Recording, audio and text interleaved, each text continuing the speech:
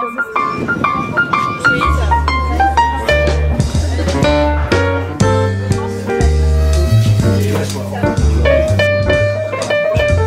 tenais à lui offrir ça vu qu'il était pas là.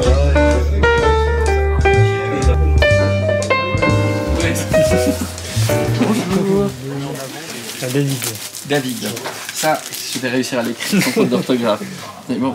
Bah, moi, je suis très heureux d'avoir ce soir avec nous Claude Bechtold, réalisateur du film River Boom, que j'ai découvert en fait il y a 1 an, parce que je l'ai présenté dans le cadre d'un festival qui s'appelle Vision Sociale à Napoule.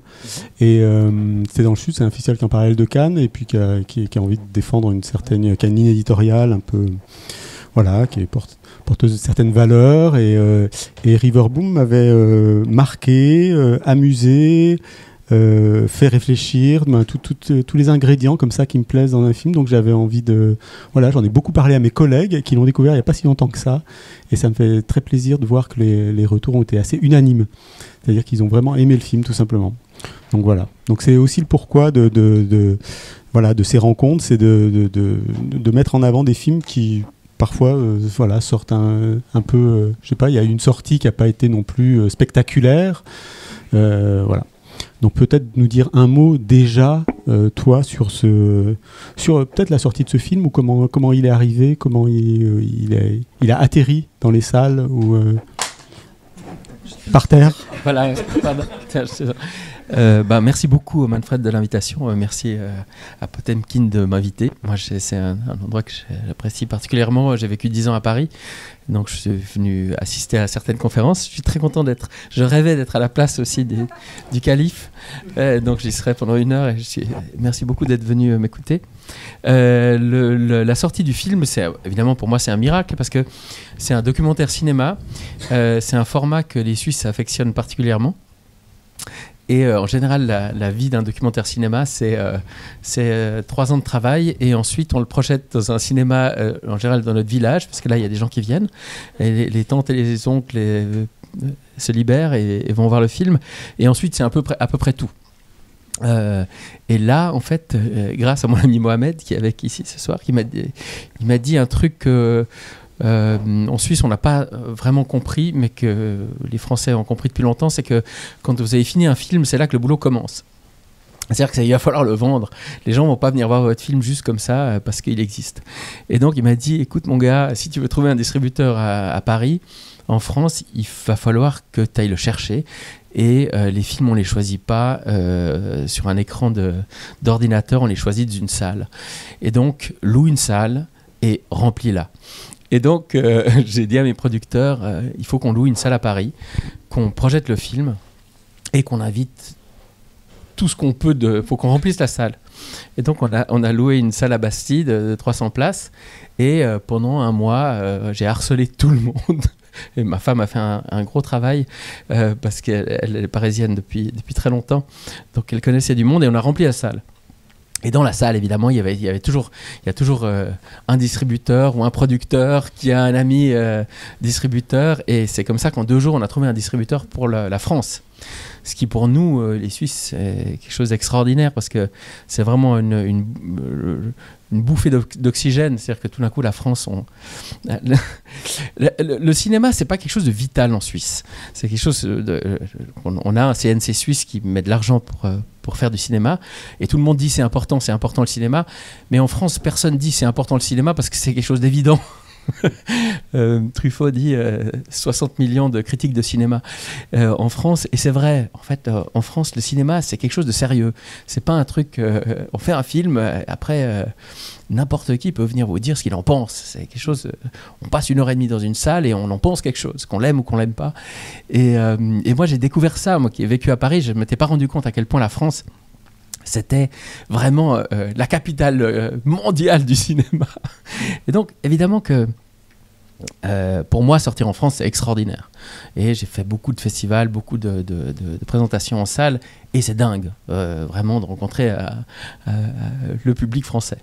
Je fais tout à l'envers parce que, en général, je commence par poser une question rituelle à l'invité, qui est la première image de son film et tout ça. Donc, je fais tout dans le mauvais sens. Mais j'ai pas dit que tu étais photographe. C'était quand même ton métier.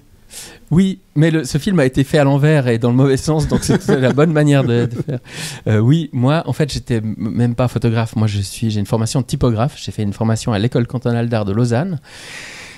Et j'ai été plongé dans le monde de la photographie et plus tard du cinéma avec ce voyage en Afghanistan. Et donc moi, je suis embarqué par hasard dans cette voiture. Et ceux qui ont vu le film comprendront puisque je l'explique dans le film. Et donc je m'accroche à mon appareil photo, un petit appareil de photo pour photographier parce que c'est la seule chose que je sais faire. Et Serge me dit mais... Alors je précise, Serge Michel qui est journaliste au Monde, qui est directeur adjoint des rédactions du Monde. Qui était directeur adjoint des rédactions au Monde, oui. Et Paolo Woods qui est photographe. Oui, qui est photographe de guerre. Mais quand je le rencontre, Paolo, il a terminé ses études d'histoire de l'art à Florence. Il a son propre labo de photo. Il développe, il a un labo qui développe pour les grands photographes. Et un jour, il décide qu'il va photographier lui-même et qu'il va devenir photographe de guerre. Et donc, quand je le rencontre, Paolo, il applique à la lettre les préceptes du photographe de guerre. Il ne s'est pas encore libéré. Il essaye de faire comme Capa. Et il a une immense culture photographique.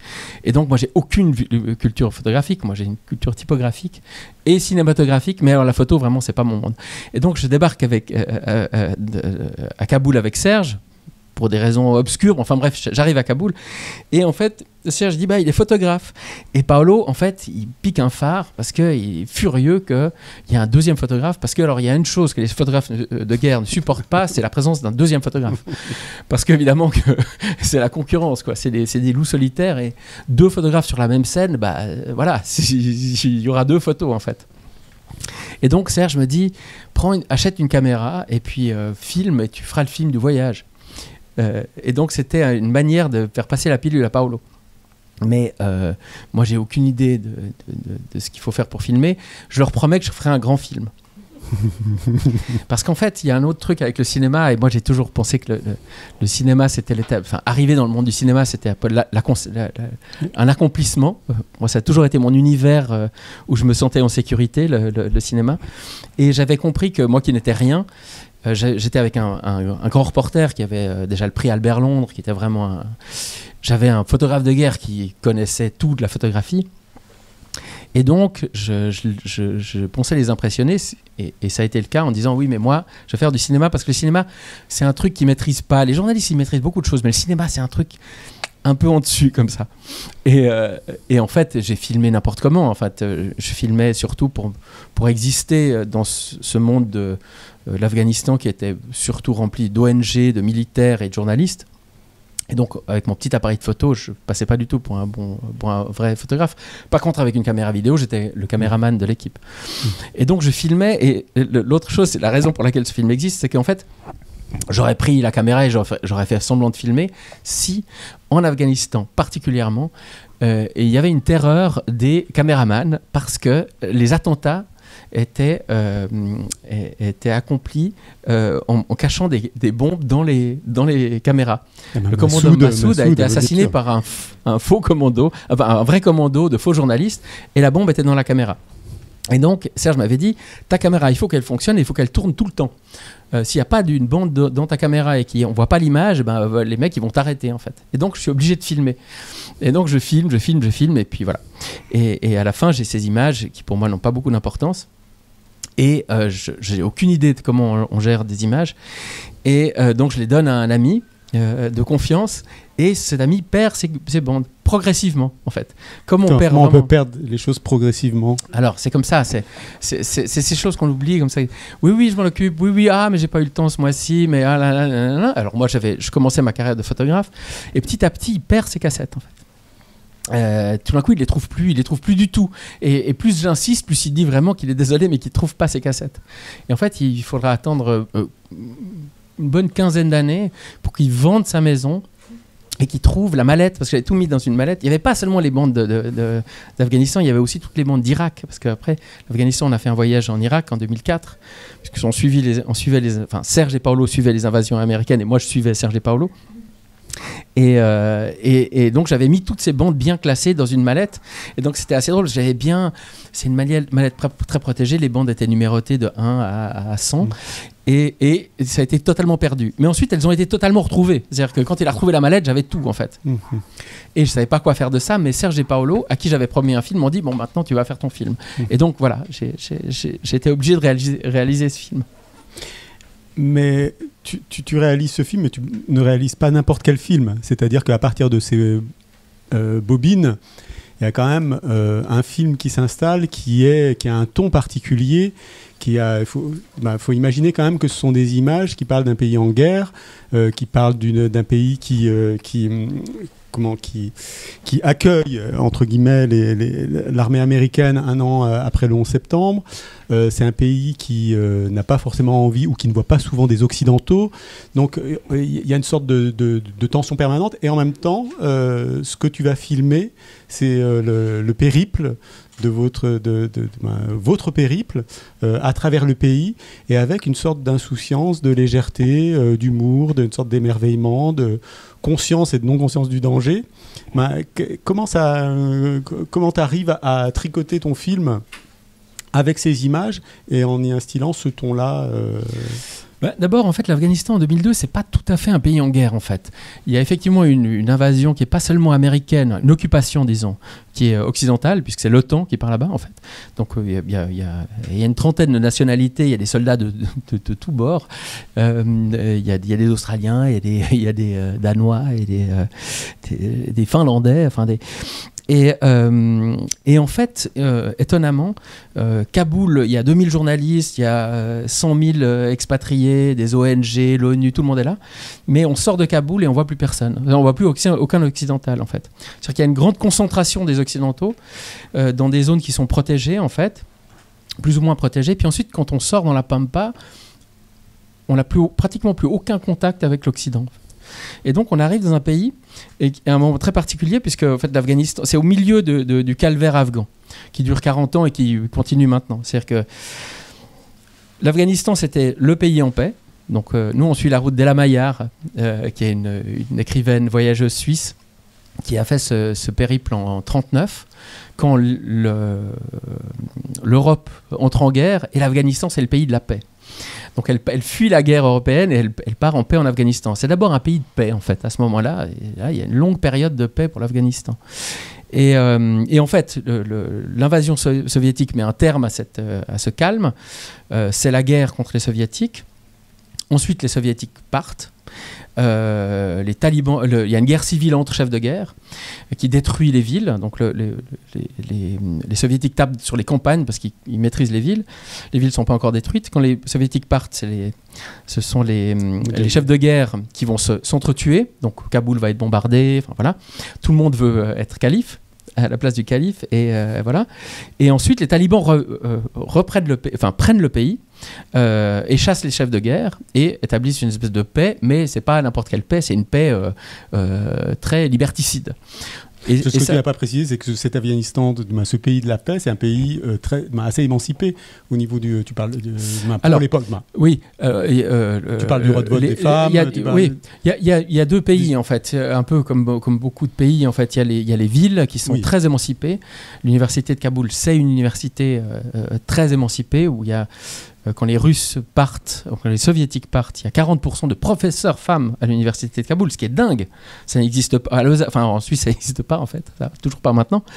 Par contre, les campagnes, au contraire, elles se sont radicalisées, puisque les gens que l'Occident a financés, ce sont les héros, les moudjahidines qui se battent contre les soviétiques. Mais enfin, ils sont pas pour la liberté des femmes, ces gens-là.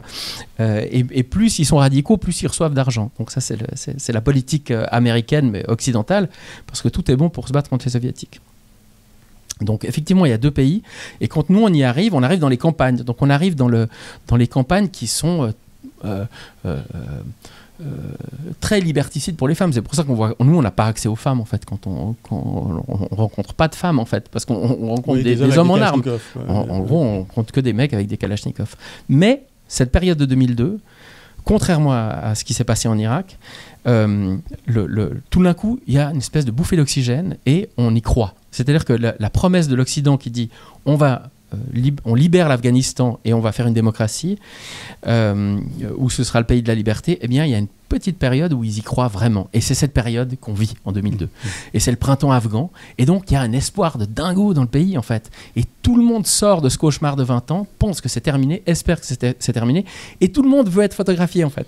C'est une période de dingue parce que moi, j'ai jamais pris de photos de personnes qui ne voulaient pas être pris en photo, en fait. C'est des gens qui viennent vers moi et disent tirez-nous le portrait. On a connu les talibans, la photo était interdite, on n'avait pas le droit de faire de photos. Donc on a envie voilà. Et c'était donc, en fait, c'était une période assez belle. C'était pas aussi tragique que maintenant, en fait. Mais oui, parce qu'on on comprend mieux le pourquoi de tous vos trajets et les contacts que vous avez, même s'il y a quand même une dose d'inconscience ou d'insouciance quand même à aller dans des contrées qui sont quand même où il y a des chefs de guerre, des gens armés, où vous auriez pu... on perçoit peut-être pas ce danger... je sais pas comment le dire. On perçoit pas le danger à travers votre regard, mais quand même, tu as conscience qu'à l'époque, vous avez rencontré des personnes qui auraient pu ne pas vous laisser partir.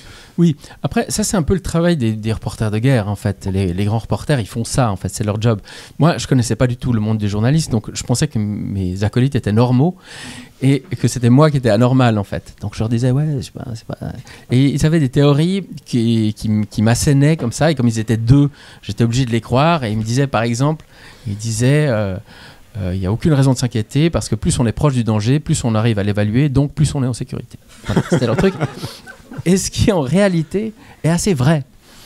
Et en fait, il a fallu quand même un mois de voyage pour que je me rende compte que c'était vrai. C'est-à-dire que le fait de ne pas vouloir se protéger du pays, ça nous a mis en sécurité. Et en fait, nous, on était peut-être... Parce que tout le monde était parti pour sauver l'Afghanistan, mais cette méthode de travailler de Serge et Paolo, qui était d'aller sur le terrain de manière très pacifique et très libre, c'est-à-dire qu'on était dans des taxis minables, on était... Serge et Paolo, enfin surtout Serge était habillé de manière, enfin il ressemblait pas à un journaliste en fait, parce que pourquoi dépenser de l'argent pour les vêtements quand on est protestant, il faut acheter des livres. Et donc il parle farsi. Oui, alors lui il parle farsi parce il parle dari, enfin il parle farsi qui est très proche du dari.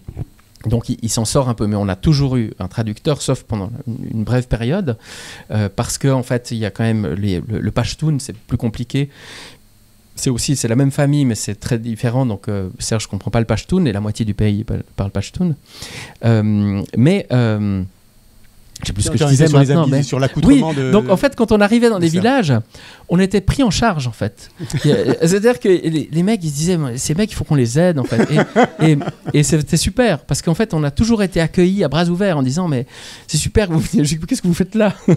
Ça fait 20 ans qu'on n'a pas vu de journaliste. Écoutez, déjà, on va vous héberger et puis on va vous expliquer comment traverser les lignes. Et on a vraiment été accueillis. Et moi, il m'a fallu quand même un certain temps. À peu près un mois, jusqu'à cette rivière Boum, pour comprendre qu'en fait on était en sécurité.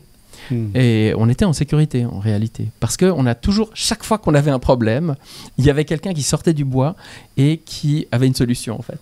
Enfin, le dernier checkpoint, on le passe, on est sauvé par notre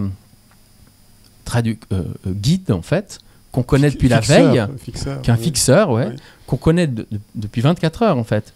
Et qui nous sauve, parce qu'il raconte qu'on est ses cousins, qu'on va à un mariage à Kaboul, que c'est pas les cousins les plus malins qu'il a. Et puis les mecs ils disaient effectivement, ça c'était très drôle, ils disaient effectivement, ils ressemblent à rien, tes cousins. Enfin, c'était très drôle. Vous étiez habillé, vous aviez l'habit traditionnel. Alors pour ce passage du sud, on était en habit traditionnel parce qu'il y avait le sud, c'est le territoire des talibans, et donc là il y avait des snipers, il y avait des faux checkpoints, donc il fallait qu'on passe pour des Afghans. Mais c'est notre traducteur, enfin c'est à Herat qu'on nous a dit, achetez-vous des habits normaux, quoi. Et donc on s'est acheté des habits normaux et on s'est immédiatement fondu dans la masse. C'est-à-dire pour vous dire, on est sorti du magasin d'habits, on avait ces habits qui sont super, très pratiques, et je parlais à Serge et Paolo, et tout d'un coup je me suis rendu compte que je parlais pas à Serge et Paolo. En fait. Et donc, nous, on pensait qu'on nous serait immédiatement repéré, mais en fait, pas du tout. En fait, tout d'un coup, on s'est fondu dans la masse, quoi, vraiment. Et donc, ce guide, il nous sauve la vie, en fait. Et on le connaît depuis 24 heures. Et il n'a pas un intérêt particulier à nous sauver. Enfin, je veux dire, c'est vraiment de la bonne volonté. Ce qui est aussi frappant, c'est, si je reviens au début du film aussi, c'est toute cette petite période dans la Green Zone et puis ce fameux interview du général américain. Et là, en très peu de plans, on a tout ce qu'est l'Amérique, tout ce qu'a été l'Amérique à ce moment-là en Afghanistan, c'est-à-dire la sorte de déconnexion, de langue de bois, mais et puis ce concept d'ennemi comme ça, mais qui les coupe totalement de la réalité de la réalité de ce pays. Et ça dit beaucoup de choses quand même de l'Amérique. Aujourd'hui qu'en est encore ailleurs, au-delà, mais voilà. Pas seulement de l'Amérique, parce que c'est toujours un peu facile de dire c'est les Américains, mais on y était en Afghanistan, en fait, il y avait tout le monde. C'était vraiment les Occidentaux. Il y a les Français, il y a les Italiens, il y a des Allemands. Mais ce discours-là, quand même, on l'a quand même beaucoup entendu de la bouche des diplomates ou des militaires américains, j'ai l'impression quand même. Oui, moi c'est la première fois que j'utilise cette caméra et par miracle, je découvre qu'il y a un zoom dessus et j'arrive à zoomer sur sur Colonel Davis qui a cette manière américaine de parler. Il est assez beau en plus. Il parle comme un acteur en fait. C'est un acteur hollywoodien. Et donc c'est fantastique. Et il nous dit. Serge pose une question un peu compliquée sur contre qui on se bat. Et lui, il comprend à peine la question. Puis il dit mais de toute façon. Il fait un peu le malin en fait. Et c'est super parce qu'il se lâche un peu. Et il dit ouais mais de toute façon. La seule chose qui compte, ce sont des ennemis. La seule chose qui compte, c'est qu'on est là pour les détruire. Et c'est vrai qu'il y avait très tôt, alors Serge et Paolo ont senti ça, mais en fait, il a fallu quand même 20 ans et le départ des Américains pour qu'on analyse vraiment ce qui s'est passé en Afghanistan. Mais il y a eu peu de nation building en Afghanistan. C'est-à-dire que c'était un échec. Alors, il y a des tentatives, mais c'était surtout une préparation de l'invasion de l'Irak et c'était surtout des bases pour rattraper Ben Laden, en fait, qui s'était enfui au Pakistan. Donc c'est vrai que ne serait-ce que le nom de l'opération. Le nom de l'opération, Justice sans limite. Oui, il faut y aller. Déjà, Justice sans limite, ça s'appelle de la vengeance, quand même, je sais pas. Oui, il y avait quelque chose de très spécial. Mais encore une fois, quand les Américains y vont, tout le monde les suit et il y a tout le monde est d'accord d'y aller en Afghanistan. Hein. Il n'y a pas de discussion, le Conseil de sécurité donne son aval et ils y vont très vite, en 3 mois ils y sont, puisque c'est en septembre, c'est même 2 mois après qu'ils atterrissent en Afghanistan. Encore une fois, avec l'OTAN, quoi. L'OTAN est là, quoi. Les Turcs, tout le monde y est. S'il y a déjà des questions ou des gens qui ont vu le film ou qui ne l'ont pas vu, d'ailleurs. Oui. Est-ce que vous auriez eu une vision différente si vous aviez trouvé les bobines, si vous aviez eu les bobines peut-être 5 ans après, ou le fait que vous les ayez eu, je sais plus combien de temps après. Oui, le film est sorti 20 ans après. 20 ans après, vous voyez l'évolution de l'Afghanistan. Honnêtement, j'en sais rien. Je pense que j'étais pas capable de faire un film quand je suis rentré d'Afghanistan, mais je pense que j'aurais fait plus le malin, en fait. Moi, j'ai eu des enfants, ça change.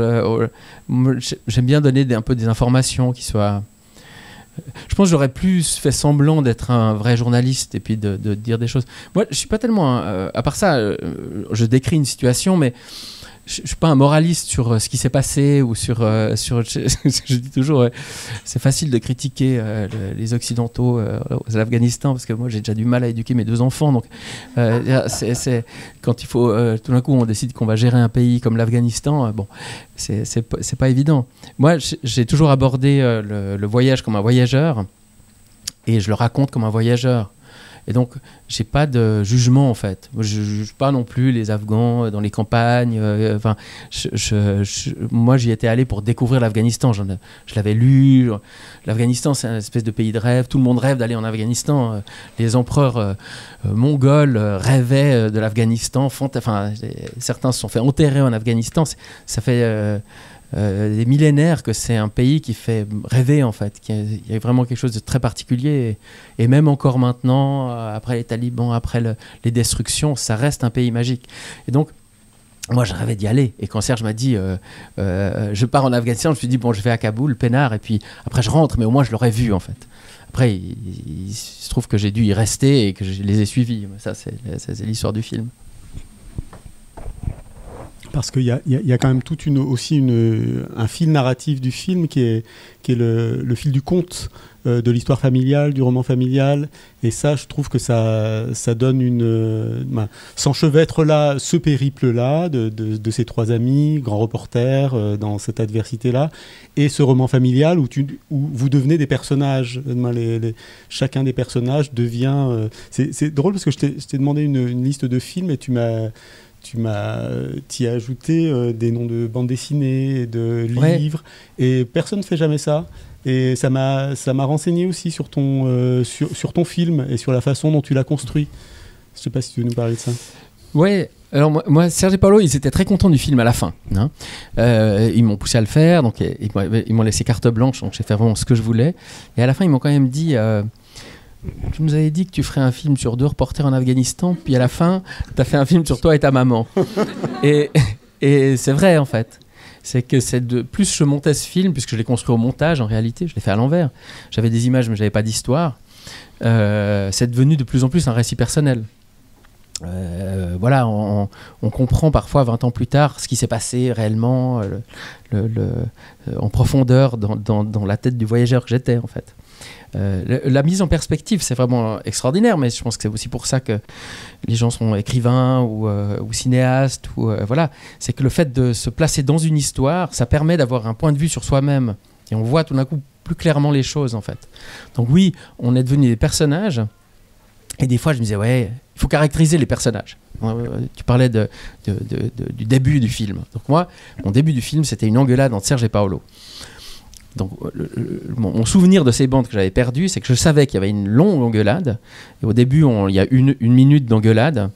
Et c'est pour ça que j'ai cité Réservoir Dogs de Tarantino. Mais tout d'un coup, on était dans un film. Tout d'un coup, ils étaient dans leur rôle. Ils s'engueulaient avec tellement de véhémence qu'ils étaient des acteurs extraordinaires. Et j'avais mon début. Voilà. Parce que j'avais mes personnages qui étaient caractérisés. Et c'est ça, c'est la force d'un film. C'est tout d'un coup, on s'accroche à des personnages et on va les suivre, en fait. Reservoir Dogs, qui à mon avis est le meilleur film de Tarantino, même si moi je suis pas un adepte de la violence et du sang et des trucs comme ça, il y a cette scène extraordinaire où c'est cette bande de malfrats, on n'a pas encore compris que c'est une bande de malfrats, mais ils sont au restaurant et il y a Steve Buscemi qui dit, ils payent, puis ensuite ils vont faire un casque horrible, ils vont tuer des gens et tout, mais ils payent et Steve Buscemi ne veut pas payer le pourboire. I don't tip. Aux États-Unis, ça fait partie, il faut payer. Et là, tous les autres bandits sont ultra choqués. C'est comment you don't tip, mais tu as aucune morale. Enfin, cette pauvre fille, elle nous sert. Comment c'est comme ça qu'elle vit? Puis si tu vois chez lui, non, je refuse, ça sert à rien. Puis comment ça sert à rien? Tu peux pas dire ça, t'es qu'un égoïste et tout. Cette discussion, c'est je pense que une des inventions de Tarantino, c'est de prendre des gars qui sont des malfrats, et dans ce roman noir, dans ce film de bandits, et ben, tout d'un coup, il sort complètement, c'est une comédie, ça commence par une comédie. Et Buscemi, il est parfait là-dedans, en fait. Et moi, j'avais, dans ce décor dramatique où il y avait des talibans, on était cachés, on risquait notre vie, il y avait 2 mecs qui parlaient de comptabilité. Et 2 protestants qui parlent de comptabilité, voilà, il faut y aller, quoi. C'est vraiment, c'est toi, t'as dépensé trop d'argent, parce que tu l'as fait à l'italienne, parce que tu sais pas, mais nous on travaille pour le français, les Français ils sont carrés. Toi, et puis l'autre qui dit, et puis Paolo qui répond, mais non, mais toi, c'est de protestant, t'as mauvaise conscience coupable et tout. Il y avait tout, en fait, dans 5 phrases, j'avais tout, en fait. Et c'était mon début. J'avais mon début de film. Je savais pas du tout où j'allais aller, mais j'avais confiance dans mon début de film. C'est comme ça que je l'ai commencé. Et ensuite, il a fallu, à partir de là, faire un film. Mais j'avais mon trailer, c'était cette engueulade. Voilà. Et en fait, la discussion, l'engueulade dure 1h30. Donc pendant 1h30, ils épuisent mes bandes d'engueulade, en fait. Et plus je les filme, plus ils en rajoutent parce qu'ils veulent avoir raison. En fait, ils oublient complètement la caméra, mais ça les booste, en fait. Et ça devient des fantastiques comédiens. Voilà, c'est comme ça que j'ai commencé mon film. Oui, mais en creux, le personnage principal, le narrateur, c'est toi qui te dévoile petit à petit, et eux sont très caractérisés dans leur histoire familiale, et toi tu te mets en scène aussi dans la disparition de tes parents, cette aventure-là, tu sais pas vraiment où elle va te mener, Et puis ce point-là, ce fameux cette rivière, River Boom, qui est aussi le centre de gravité, un centre un peu affectif aussi, une bascule, le personnage bascule. Enfin, je dévoile pour ceux qui l'ont pas vu, mais je pense pas que même si on le revoit qu'on spoile trop, mais c'est comment raconter sa petite histoire dans cette grande histoire, dans cette... Oui. C'est-à-dire que moi, je suis aussi protestant, comme eux, et je parle pas tellement de mes sentiments, en fait. C'est pas un truc, je me penche pas sur mes sentiments. Mais je sais faire des blagues, je sais faire rire les gens. Et le rire, c'est une manière de mettre à distance les choses. Et donc, je suis assez bon pour faire le malin. Et dans un film, c'est très bien de faire le malin. Mais ça suffit pas pour faire un film. Voilà, on peut pas faire le malin jusqu'au bout. À un moment donné, il faut mettre quelque chose sur la table. J'ai découvert ça dans le cinéma. À un moment donné, il faut mettre quelque chose de soi-même qui soit pas juste être la bonne phrase, le bon mot, quoi. Et puis il fallait que j'y aille, quoi. Et donc, pendant le montage, petit à petit, je me suis dit bon, mais qu'est-ce qui s'est vraiment passé ? Qu'est-ce qu'il y a eu ? Pourquoi ce voyage a été si extraordinaire pour moi ? Et en fait, tout d'un coup, j'ai compris que j'avais fait le deuil de mes parents. C'est-à-dire que moi, j'étais... Il y a un poème de Prévert, c'est très court. J'aimais bien les poèmes de Prévert parce que c'était très court, donc facile à apprendre. Mais ces choses-là n'arrivent qu'à moi, dit l'homme à qui il n'arrive jamais rien. Et moi, j'étais ce mec. C'est-à-dire que moi, il m'arrivait rien. Et je me plaignais de tout. Je disais, mais c'est pas possible. Alors, j'avais perdu mes parents, mais j'étais dans une vie très confortable. Et j'avais peur de tout. En fait. Et à un moment donné, j'ai appris à pas avoir peur. Mais ne pas avoir peur, c'est pas le danger, c'est pas les mines, c'est pas les balles, c'est la peur de l'avenir, c'est la peur de la mort, c'est ça la vraie peur. C'est-à-dire que moi, j'étais vraiment bloqué dans le passé et j'avais peur de la vie, en fait. Je voulais plus bouger, je voulais rester le plus proche possible de mes parents. Et donc, j'étais vraiment uniquement tourné vers le passé, en fait. J'avais mon passé qui était lourd, qui était... c'est le discours de Kennedy. Kennedy faisait des discours, mais Kennedy, il dit... donc, lui, il est démocrate. Vous savez, le symbole des démocrates, c'est l'âne. Et le symbole des républicains, c'est l'éléphant. Et il dit, les républicains, ils sont à l'image de leur animal totem. L'éléphant, une énorme mémoire, aucune imagination. et moi, j'étais fabriqué pour la mémoire. Toute ma vie, c'était du passé, sur plusieurs générations. C'est mon grand-père, mon arrière-grand-père. C'est ça qui me tenait, en fait. Mais je voyais pas du tout ce que je pourrais faire dans l'avenir, en fait. Et ce voyage, tout d'un coup, le monde s'est ouvert. C'est-à-dire, tout d'un coup, le monde est devenu intéressant. Et puis, j'ai commencé ma vie, en fait. Une vraie vie. C'est-à-dire que je suis allé vers... j'avais plus peur de rencontrer autre chose que mon passé. Ouais, ton personnage dit, ce pays n'est pas là pour me faire du mal. Ça fait un moment qu'il m'a sauvé la vie. Il y a vraiment... je trouve que c'est vraiment quelque chose, une maxime qu'on pourrait... donner à tous les voyageurs, quoi. Par rapport à l'inconnu, par rapport à l'étranger, il y a quelque chose comme ça où tu te jettes dans le voyage et le voyage quelque part te sauve. Ouais, et c'est aussi particulier. C'est ce qu'on sent dans ton film et ce qu'on aussi... moi, j'ai jamais voyagé dans cette partie du monde, mais quand on voit les visages que tu photographies, il y a vraiment ces visages donnent quelque chose de... Après, c'était cette période-là, cette parenthèse-là, peut-être un peu dorée, mais en miroir, ça donne quelque chose de l'autre qui, je sais pas, qui nous aide, qui nous transforme, moi, j'ai trouvé ça assez fort. Oui, il y a ceci tout de même de particulier en Afghanistan, alors peut-être dans d'autres pays, mais c'est que l'Afghanistan, il est très dangereux pour les Afghans, en fait. Les personnes qui risquent leur vie dans la voiture, c'est notre chauffeur et notre traducteur. Eux, ils risquent vraiment leur vie, en fait. Eux, ils vont rentrer à Kaboul, on connaît leur adresse, on peut les retrouver, et nous, on fait que passer. Déjà, pour cette raison. Mais l'autre raison, c'est qu'en fait, le voyageur, c'est quelqu'un de respecté. Donc, si quelqu'un se donne la peine d'aller toquer à votre porte, pour autant qu'il ne soit pas là avec une voiture blindée et un M16, eh bien, on l'accueille comme un hôte, en fait. Et donc, on est souvent arrivé chez des malfrats, parce qu'il y a des petites frappes, il y a des petits commandants qui pillent, qui volent, qui font des choses abominables. Mais comme on arrivait chez eux, eh bien, il nous offrait du thé et il nous accueillait parce que voilà, c'est très important d'accueillir. C'est le donneur complet qui nous vole en fait. Et donc je me rappelle, il y avait un type qui s'appelait Fatoullah Khan qui portait pas mal son nom. C'était vraiment, on nous avait dit oui, alors dans cette zone-là, nord-ouest, l'aide internationale, en fait, la moitié de l'aide est volée, en fait. Et on a un gros problème parce qu'il n'y a que la moitié de l'aide qui arrive aux populations. Et donc, on arrive dans cette zone, on va voir ce petit commandant local, qui s'appelle Fatoullah Khan, et qui nous dit, et on lui dit, alors, c'est très étrange, mais dans cette zone, la moitié de l'aide est perdue. Le WFP, le World Food Program, nous a dit que... Et il dit, oui, c'est très étonnant. Et puis, pendant ce temps, pendant qu'il nous parlait, donc il était là, et là, il y avait une fenêtre, et par la fenêtre, il y avait un camion qui déchargeait des sacs de riz du WFP dans un entrepôt qui était son entrepôt. Et c'est ça aussi qui est extraordinaire dans les pays juste après la guerre, c'est qu'il n'y a pas de masque en fait. Les méchants sont méchants, les idiots sont idiots, enfin tout est à livre ouvert. Et on voyait ça, puis c'était ces mecs, à lui, mais c'était sous notre nez. Et lui, il voyait bien qu'on voyait ça, et qu'on était journaliste, et qu'on allait évidemment l'écrire. Mais on était sous sa protection, et il nous a logés pour la nuit, et le lendemain on est parti, il nous a donné à manger, et puis il nous a souhaité bonne chance pour la suite. C'est-à-dire que c'est inimaginable ailleurs, mais à Medellin, je pense que c'est inimaginable, mais en Afghanistan, c'est possible.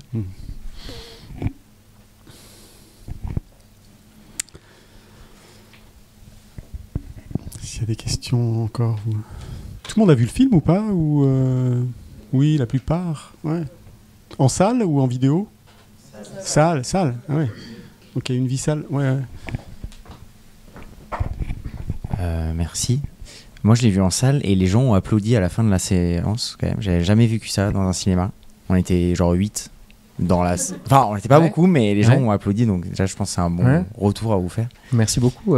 Et j'ai adoré et surtout l'innocence du récit ultra personnalisé, l'histoire dans la grande histoire. Et je me demandais, vous avez un peu abordé le sujet, mais enfin quand même c'est pas anodin avec les bandes que vous aviez de faire ce film avec ses caractères, avec votre histoire personnelle. Enfin comment ce ton et cette innocence avec en même temps des sujets hyper forts du deuil de vos parents et tout ça, comment vous avez été aidé ou parce que en tant que créateur parfois on se dit ça va être un ego trip, je vais me montrer moi et tout ça, alors qu'en fait pour moi le film il a un intérêt incroyable parce que justement c'est votre histoire, alors que c'est pas un ego trip, c'est l'histoire de votre vie, mais c'est ça qui fait tout l'intérêt, je trouve. Alors moi j'ai été beaucoup aidé par mes producteurs, par la télévision romande. C'est très étonnant. On pense toujours que les producteurs et la télé c'est des crétins et qu'ils nous disent que il faut pas faire ça et puis ça plaira pas et tout. Alors c'était tout le contraire. Ils m'ont dit écoute, parce qu'on a fait 5 versions du film, on l'a construit au montage, donc on a fait un premier film d'1h30. Au bout d'1 mois et demi, on a fini ça. Et puis on l'a montré. Et ils n'ont pas souri une fois. Et ils ont dit ouais, c'est terrible, c'est vraiment pas bon, on s'ennuie. C'était un truc un peu plus classique sur l'Afghanistan, c'était beaucoup plus centré sur l'enquête et tout. Ils ont dit mais enfin, il y a quelques passages où tu parles de toi, il faut que tu parles de toi, il faut qu'on sache qui parle. Donc ils m'ont vraiment poussé à faire ça en fait. Ils m'ont poussé dans cette direction. J'ai été aidé pour ça en fait. Donc je l'ai pas fait tout seul. C'est pas évident de parler de soi. C'est mon premier film, donc évidemment je ne savais pas ce qui était autorisé ou pas. À un moment donné, il faut faire son film comme on a envie de le faire. L'autre chose, c'est que mes parents c'était des voyageurs. Et ils ont fait plein de choses dans leur vie. Mes parents, c'était c'était des gens de gauche qui aidaient les réfugiés. Mon père, c'était un avocat de gauche. On accueillait des réfugiés à la maison. Il fallait sauver le monde. C'est une famille politique. Et on a partagé ça avec eux. Mais quand ils sont morts, je les ai perdus assez tôt. Je les ai perdus, enfin pas très tôt, mais j'avais 24 ans. J'ai rien trouvé de personnel dans leurs archives, en fait. C'est-à-dire qu'il y avait toujours leurs histoires de voyage, il y avait des photos de voyage, il y avait des trucs. Tout ça, c'était super, c'était de la politique, c'était il faut faire ci, il faut faire ça. Mais il n'y avait rien de personnel. J'aurais aimé qu'ils me disent ce moment dans la vie, ça a été terrible. Là, j'ai pleuré. Quand j'ai raté ça, ça a été catastrophe. Enfin, j'avais envie de trouver des failles, des choses qui me seraient utiles, autres que des grands principes, enfin même pas des grands principes, mais disons la surface en fait. En fait, j'ai eu accès à la surface. Et donc, moi, évidemment, 20 ans plus tard, comme j'ai des enfants, j'avais pas envie d'avoir un film qui reste à la surface. J'avais envie de parler de choses qui pourraient aussi être utiles à mes enfants. C'est-à-dire, encore une fois, de mettre quelque chose sur la table de soi-même, en fait. De dire, voilà, ben moi, évidemment, mon grand drame, d'après moi, c'était d'avoir perdu mes parents, mais évidemment, c'est un drame pour tout le monde. Tout le monde va perdre ses parents, c'est dur pour tout le monde, alors pourquoi j'en parlerais? Mais en fait, c'est les choses les plus simples parfois qui sont les plus intéressantes à raconter en fait. Et pour moi c'était plus intéressant de parler de ça que de parler de... Voilà, si j'avais fait un film il y a 20 ans, en fait, si je l'avais sorti il y a 20 ans, j'aurais pas parlé de ça, mais j'aurais dit « Ah, j'ai risqué la mort, ah, je suis devenu un aventurier, on m'a toujours traité de lopette, de mon village, moi j'étais vraiment un gringalet qui avait peur de tout, enfin, ouais. On me disait « Ah, toi, là, tu te tiens comme une fille, tu marches comme une fille, bref. » C'est mon village, mais j'adore mon village. Mais enfin, j'étais toujours le gringalet et tout. Et donc, je pense que si j'avais fait ce film en rentrant de mon voyage, j'aurais roulé un peu les mécaniques en disant ouais, regardez, j'ai pas eu peur et tout. Alors qu'en fait, voilà. Alors qu'en fait, et pour Serge et Paolo, c'est pareil en fait.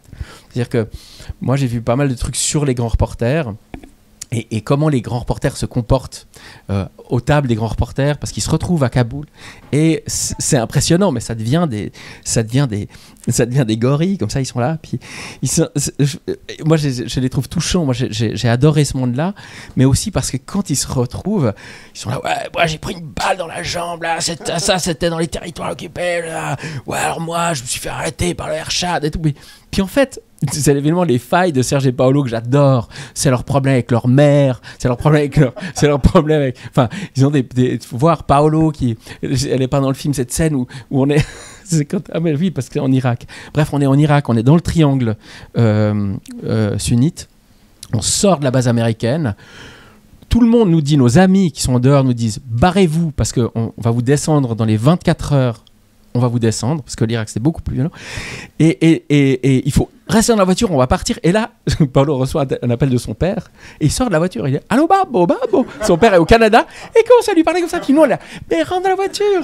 Puis il était là, parce que c'est très, très important que son père l'appelle, qu'il reconnaisse un peu son travail, enfin, tu vois. Et puis, je disais, mais. Bref. Donc évidemment, c'est les failles qui m'ont intéressé. C'est pour ça qu'en 20 ans, j'ai eu le temps de creuser, de savoir pourquoi est-ce que ces mecs, ils étaient finalement là, à risquer leur vie pour un boulot qui leur rapportait rien, parce qu'en fait il faut comprendre que ce voyage, ils ont perdu de l'argent avec ce voyage, c'est ça le bout de la discussion, c'est qu'ils sont tellement mauvais en comptabilité qu'en fait ils ont perdu de l'argent même en faisant des faux frais et donc ça fout mal, donc ils comprennent ça à la fin du voyage qu'en fait ils ont perdu de l'argent. C'est la fin de la discussion, je ne l'ai pas mise en entier, mais à la fin ils se rendent compte qu'en fait les 20 000 qu'ils avaient, ils en ont dépensé 25 en fait, à cause de Paolo qui n'a pas su gérer les films et tout, voilà, bref. Et donc, bref, voilà, c'est leurs failles qui m'intéressent. Et donc, pourquoi il se retrouve là? Ben moi, j'ai demandé à Serge, d'où ça lui venait. Et puis en fait, il a une espèce de rage. C'est un peu comme le comte de Monte Cristo, Serge. Il a une blessure profonde. Et cette blessure, il a toujours rêvé d'être grand reporter. Mais genre, à 10 ans, il voulait être grand reporter. Et il avait une prof de français qui lui mettait des 4 sur 10. Et il se donnait de la peine pour écrire des trucs de dingue. Et il a toujours, sa vie, c'est, dans son pays, on te met un 4 sur 10. Ça, c'est l'histoire de Serge en Suisse. Et ça l'a profondément blessé, en fait. Et c'est marrant, parce que... Et puis, moi, j'ai mis évidemment un faux nom. Je disais non, mais il faut mettre le vrai nom. Et c'est vrai, en fait, ça l'a vraiment blessé en profondeur. Et donc ça, pour moi, c'est l'information intéressante sur un journaliste. D'où ça vient cette volonté, qu'est-ce qu'il tient en fait? C'est que, évidemment, il y a la recherche de la vérité, il y a la détestation du mensonge, de la manipulation, mais dans le fond, il veut montrer que oui, il peut y arriver à sa prof de français. Tu auras un Riverboom 2 en Irak juste ou... Alors mon prochain film commence en Irak, oui, mais je ne vais pas faire tout le tour de l'Irak en fait. Non, mon prochain film, ce sera l'adaptation d'une enquête sur le béton, mais enfin très différente de l'enquête, qui a donné lieu à une bande dessinée que j'ai fait avec ma femme, parce que ma femme est architecte. Et normalement, mon prochain film s'appellera Ma femme est architecte. Voilà. Attends, j'ai pas tout suivi là. C'est un doc cinéma. Mais ça commence en Afghanistan, en Irak, parce qu'en Irak, en fait, c'est étonnant, mais dans tout ce tour délirant de l'Irak, qui est un peu le même tour que l'Afghanistan, mais un peu plus chaud, on tombe tout d'un coup, on nous dit « Ah, mais vous êtes dans le village du premier milliardaire en dollars d'Irak, en fait. » Ah bon ? Ah oui, c'est un Kurde. Bon. Allez le voir, ils vendent du béton. Et donc je disais c'est dingue, et ça m'a pas du tout frappé sur le moment, mais quand j'ai commencé mon enquête je me suis dit c'est dingue en fait. Le premier milliardaire d'Irak, c'était pas un banquier, c'était pas un type qui était dans le pétrole, c'était pas un marchand d'armes, c'était un vendeur de béton en fait. Ça dit beaucoup en fait sur l'attrait du béton, ce que c'est en fait comme matériau fantasmagorique pour devenir immensément riche en fait. Moi j'ai pas une grande culture du documentaire. Moi, ma culture, c'est vraiment le cinéma. Le cinéma, je veux dire, la fiction. Et en fait, une des règles de la fiction, j'en ai utilisé beaucoup dans ce film, c'est le plus rapidement possible, montre tes personnages, montre qui ils sont en fait. Et donc je me suis dit bon bah je vais vraiment faire, je vais y aller comme ça quoi. Je fais comme on le fait autour d'une table quand je dis bah vous connaissez pas Serge, bah Serge voilà c'est ça son histoire, Puis voilà quand on sait pas très bien comment il faut faire les choses, c'est pas mal de le faire comme on le sent puis de dire qu'on le fait comme on le sent. Donc c'est pour ça que le fait qu'il n'y ait pas de son au début, je trouvais ça très bien parce que autant dire qu'on ne sait pas utiliser une caméra vidéo quand on ne sait pas le faire. Ne faisons pas semblant de le... Puis on utilise les problèmes comme des solutions pour le film. Et voilà, donc ça c'est une des règles que j'ai essayé d'appliquer, c'est très rapidement les personnages principaux, qui ils sont, où ils veulent aller. Voilà. Bah, c'est bien parce que je commence par... Je vais finir par ma première question, la question que je posais au début. Donc c'est ta première image de cinéma ou ton premier film qui t'a marqué. Voilà. Au cinéma ou à la télé ou un personnage, un film. Ouais, moi en fait, je pense que très rapidement, c'était Sergio Leone. Voilà, parce que... Mais que tu as vu très jeune alors. Ouais, parce qu'en fait, on voyait beaucoup de choses à la télévision en Suisse. Moi, j'ai vu plein de films, en fait, grâce à une émission qui s'appelait Spécial Cinéma, présentée par Christian Defaille. Donc tous les lundis soirs, on avait un film. Et donc, j'ai vu très tôt des Sergio Leone, dont le bon, la brute et le truand. Et je me rappelle qu'à 10 ans, j'avais une cassette que j'écoutais sur mon Walkman. C'était Ennio Morricone, tous les westerns de Sergio Leone.